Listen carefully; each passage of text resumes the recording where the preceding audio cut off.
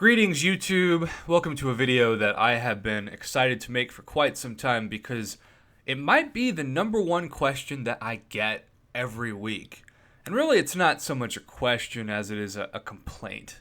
It's a complaint from people who hear about being uncollected. Being uncollected is kind of like the MCOC version of being rich versus being poor. There's the haves and the have-nots, if you will. There's the uncollected, and there's the still I'm not uncollected.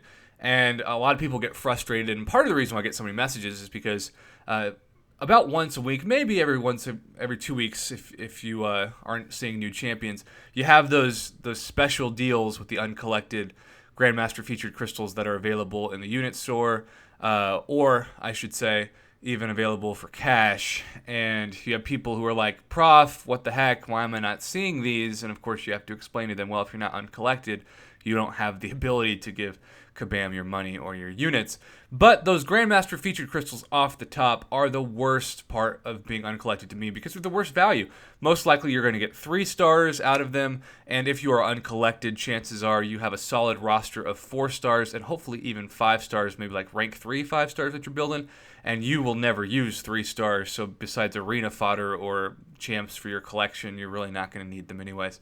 Okay, so I also want to say, to kind of dispel any controversy, we have a small amount of time left in Alliance Wars Season 2. So I'm really not saying, for the sake of rewards, that you should do this right now. You should probably do this right after the end of Alliance Wars Season 2 because it is not lost on me that you would be losing out on those really precious, valuable rewards if you were to do this now. I also want to say, to become uncollected, if you leave your alliance, let me stress this, this is a temporary, assuming you're in a great alliance with friends and you aren't looking to move anyways, this is a very temporary move. This is not something that you should just permanently do. But here's the big point of this video.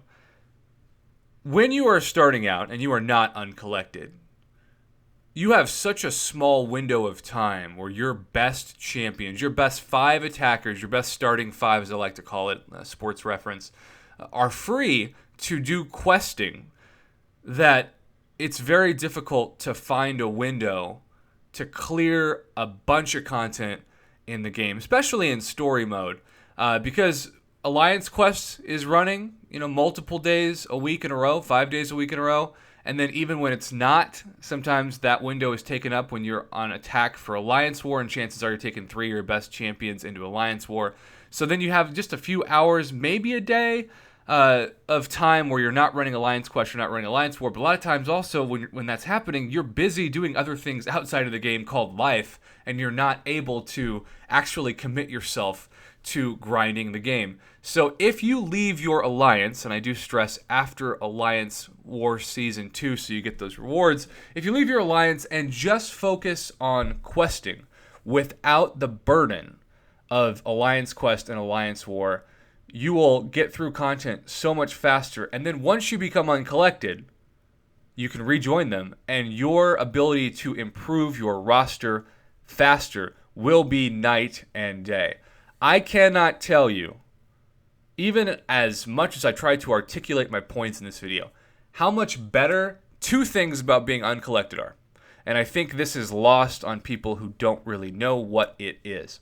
So first off, these daily crystals, when you're not uncollected, man, they suck, right? The best thing you can do is get, like a 3-star, which isn't going to help you at all.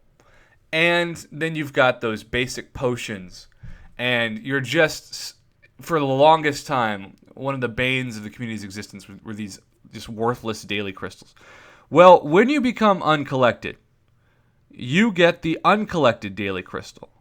And when you get the uncollected daily crystal, it is such an amazing revelation because so many things that you really, really have to grind for before you're uncollected come to you for free. The game just says, here you go.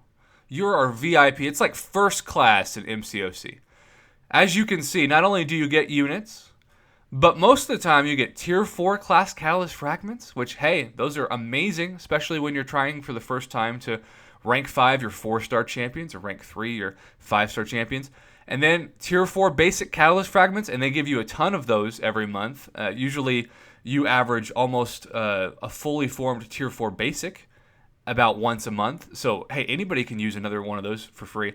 And then the two things that are probably the most exciting, the 4-star hero, which given I've had one of those pop up since this started in August, but the tier 2 alpha catalyst fragments, that's right. The things that you can only normally get a very small amount of if you're running map 6, you suddenly get for free every day just by logging in. And I know they're rare, but I've probably got, I don't know, since August, at least half of a fully formed tier 2 alpha catalyst, if not more, just by logging in every day. Compare this to the daily uncollected, or non-uncollected crystal, I should say, where you're getting, a red potion or a 1-star Colossus. No one needs that. Not even prisoners need that. So besides this, the second point is something that I have saved up over 500 of since I used them last. I thought I would have to go into this stash to beat the uncollected Thanos, but somehow I was able to just squeak by without. But in these things, you get level 2 health potions instead of level 1, and level 2 revives. You also get a chance for that level 3 health potion. Now, yes, you'll still get the level 1 revive, but in general, the difference, because these are not specific health, like Alliance Quest, Alliance War, where it's like, here's 1,000 health when you revive, right? These are percentage based. So that's what I love about the revives, especially of regular questing, because they reward you for ranking up 5 and 6-star champs who have more health, so that you're getting more chance of reviving champions to better health with a 20% revive versus a straight fixed number, which I get why they do that in Alliance Quest, Alliance War, because you have to spend more money because you die faster, but, regardless. So, if you're watching this and you really are like, man, those items are amazing. I would love to get level 2 revives every 4 hours. I would love to get tier 2 alpha catalyst, or maybe even a 4-star hero. I saw somebody get a 4-star Stark Spidey when Stark Spidey first came out from an uncollected Daily Crystal, and I just thought, man, that has to be like the best day for that person. If you're somebody who wants these, and I cannot stress enough, as you can see, every 4 hours, the amount of resources that you will accumulate to improve your roster is just so vastly better and different. It really is like jumping from not being able to fly on a plane to first class immediately. Tell your alliance, guys, gals, friends, I love you guys, but I'm stuck. And I'm not going to be able to get better in the game until I at least beat one path, including the Collector, who, trust me, is going to take a lot of your units and potions and revives no matter how good you are.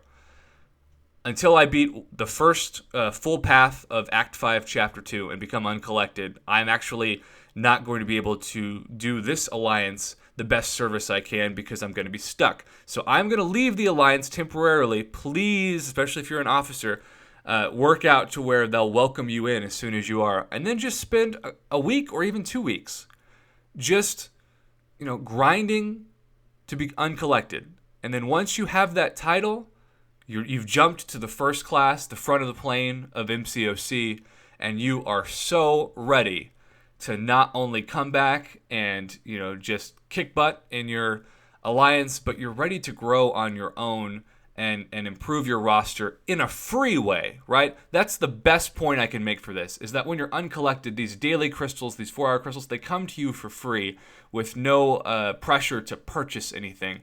And so you want to do the most benefits possible for the least amount of work in really anything in life. Life is all about a cost-benefit analysis, as economics would say. And so by becoming Uncollected, you get the most rewards for the least work, even though it may feel in the short term that you're putting in a ton of work, because Act 5, Chapter 2 is not easy, and it can be very difficult, especially if your roster is still mostly rank 4 or 440 4-stars. But I promise you, if you get through it, you will be so thankful, and you'll give yourself the opportunity to do it without having to fit that really, really tiny window of when Alliance Quest is over and Alliance War is not running attack, and your defenders are also not caught up in Alliance War. So, leave your alliance after the end of Season 2 of Alliance War. Become Uncollected. Rejoin your alliance. Everyone's happy. That's my advice to you. I hope this helps. Certainly that's what I would have done had I had the chance before, and I would have benefited greatly. So learn from my mistakes. That's why I have a YouTube channel. Have a wonderful day, YouTube. Thanks for watching, and good luck if you're watching this and you're trying to become Uncollected. I promise you so much that you will not regret leaving the Alliance and becoming it, because your game experience will be changed forever, and that is awesome.